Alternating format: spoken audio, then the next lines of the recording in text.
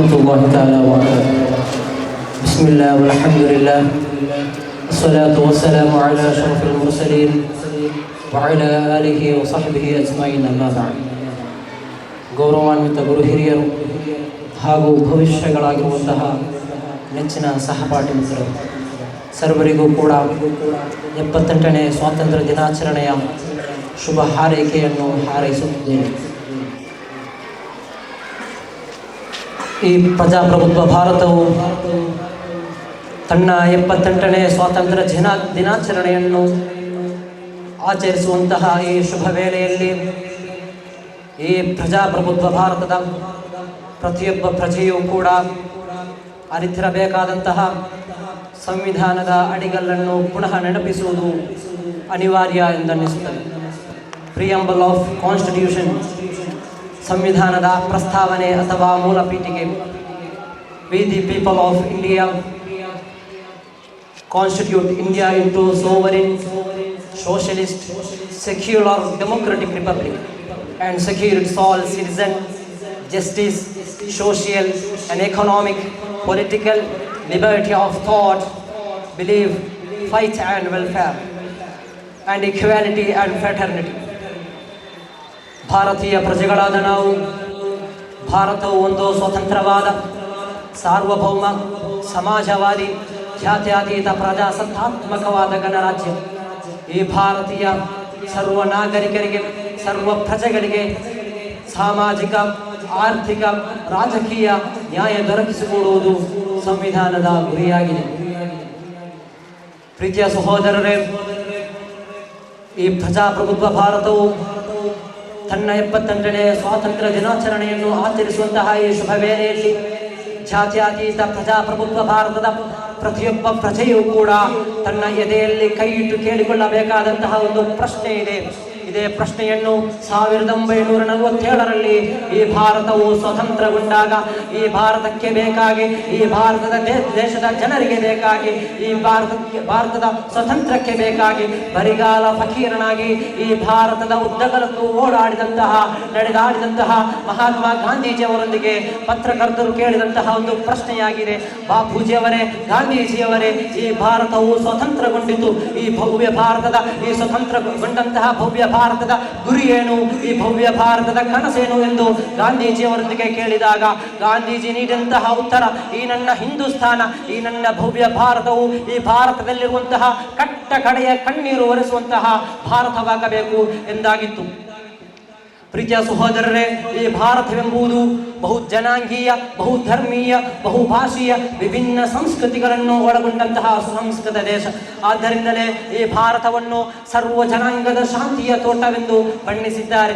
ಆದರೆ ಈ ಪ್ರಸ್ತುತ ಕಾಲದಲ್ಲಿ ಈ ಭಾರತವು ಕೆಲವೊಂದು ದುಷ್ಟ ಆಡಳಿತ ಕಾರಣದಿಂದ, ಭ್ರಷ್ಟ ಆಡಳಿತಗಾರರ ಆಡಳಿತ ಕಾರಣದಿಂದ ಈ ಭಾರತವು ಪರಸ್ಪರ ಧರ್ಮಗಳ ಹೆಸರಿನಲ್ಲಿ, ಜಾತಿ ಪಂಗಡಗಳ ಹೆಸರಿನಲ್ಲಿ, ಬುಡಕಟ್ಟು ಸಮುದಾಯಗಳ ಹೆಸರಿನಲ್ಲಿ ಕಲಹಿತಗೊಂಡಿದೆ. ಪ್ರೀತಿಯ ಸಹೋದರರೇ, ಮಹಾತ್ಮ ಗಾಂಧೀಜಿಯವರು ಕನಸುಕೊಂಡಂತಹ ಭಾರತ ಈ ದೇಶಕ್ಕೆ ಬೇಕಾಗಿ, ಈ ದೇಶದ ಸ್ವತಂತ್ರಕ್ಕೆ ಬೇಕಾಗಿ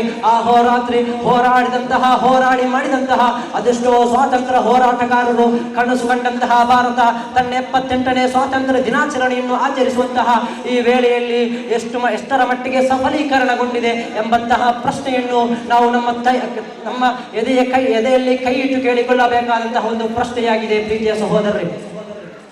ಪ್ರೀತಿಯ ಸಹೋದರರೇ, ಈ ಭಾರತದಲ್ಲಿ ಈ ಭಾರತದ ಆಧುನಿಕತೆಯ ಕುರಿತು ನೋಡುವುದಾದರೆ ಖಂಡಿತವಾಗಿಯೂ ಕೂಡ ಜಾತ್ಯತೀತತೆ ಅವನತಿಯ ಹಾದಿಯನ್ನು ಹಿಡಿಯುತ್ತಾ ಇದೆ.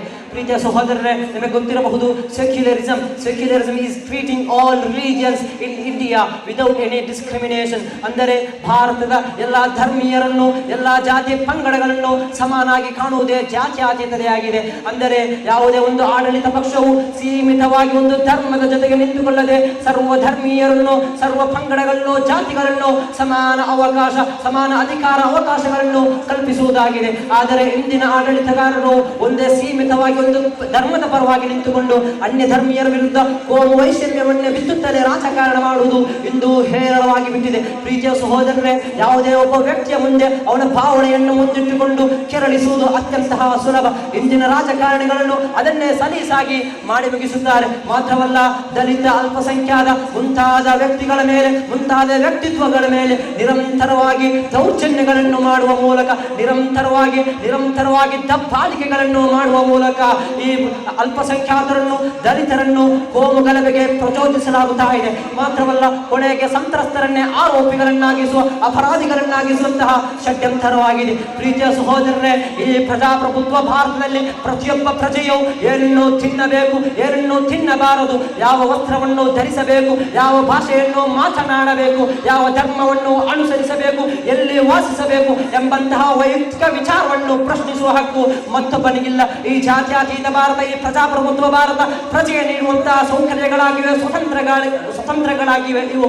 ಆದರೆ ಇಂದಿನ ಕಾಲಘಟ್ಟದಲ್ಲಿ ಈ ಜಾತ್ಯತೀತ ಭಾರತದಲ್ಲಿ ಒಂದೇ ಧರ್ಮ, ಒಂದೇ ಭಾಷೆ, ಒಂದೇ ಧರ್ಮದ ಆಚಾರ ವಿಚಾರ, ಒಂದೇ ಧರ್ಮದ ಸಿದ್ಧಾಂತವನ್ನು ಹೇರಲು ಕೆಲವೊಂದು ಸಂಘ ಶಕ್ತಿಗಳು ಶ್ರಮಿಸುತ್ತಾ ಇದೆ. ಇದರ ಬಗ್ಗೆ ನಾವು ಶೀಘ್ರವಾಗಿ ಎಚ್ಚೆತ್ತುಕೊಳ್ಳಬೇಕಾಗಿದೆ. ಕಾರಣ, ಈ ಭಾರತವು ಜಾತ್ಯತೀತ ಭಾರತವಾದರೆ ನಮಗೆ ಇಲ್ಲಿ ಬದುಕಲು ಸಾಧ್ಯ. ಪ್ರೀತಿಯ ಸಹೋದರರೇ, ಈ ಭಾರತದ ಪ್ರಸ್ತುತೆಯನ್ನು ನೋಡುವಾಗ ಈ ಭಾರತವು ಖಂಡಿತವಾಗಿಯೂ ಸ್ವತಂತ್ರಗೊಂಡಿದೆ ಎಂಬಂತಹ ಪ್ರಶ್ನಾರ್ಥಕ ಚಿಹ್ನೆ ನಮ್ಮ ಎದುರು ಮೂಡಿ ಬರುತ್ತಾ ಇದೆ. ಕಾರಣ, ಈ ಭಾರತದ ಸ್ವತಂತ್ರ ಓನ್ಲಿ ಫಾರ್ ದಿ ಗವರ್ಮೆಂಟ್, ಈ ಭಾರತದ ಸ್ವತಂತ್ರ only for the member of the party, ಈ ಭಾರತದ ಸ್ವತಂತ್ರ ಕೇವಲ ಗವರ್ಮೆಂಟ್ ಆಡಳಿತಗಾರರಿಗೆ, ಅಧಿಕಾರಿಗಳಿಗೆ ಸೀಮಿತವಾಗುತ್ತಾ ಇದೆ. ಮಾತ್ರವಲ್ಲ, ಆಡಳಿತಗಾರರನ್ನು, ಅಧಿಕಾರಿಗಳನ್ನು ಅವರ ಬೆಂಬಲಿಸುವಂತಹ ಪಕ್ಷಕ್ಕೆ ಈ ನಮ್ಮ ಭಾರತದ ಸ್ವತಂತ್ರ ಸೀಮಿತವಾಗುತ್ತಾ ಇದೆ. ಇದರ ಬದಲಾಗಿ ಈ ದೇಶಕ್ಕೆ ಬೇಕಾಗಿ ಹೋರಾಡಿದಂತಹ, ಈ ದೇಶಕ್ಕೆ ಬೇಕಾಗಿ ಹೋರಾಡಿ ಮಾಡಿದಂತಹ ಅದೆಷ್ಟೋ ಸ್ವಾತಂತ್ರ್ಯ ಹೋರಾಟಗಾರರು ಕನಸು ಕಂಡಂತಹ ಭಾರತವಾಗಬೇಕಾಗಿದೆ. ಪರಿಹಾರ ಮಾರ್ಗವಾಗಿ ಹೇಳುವುದಾದರೆ,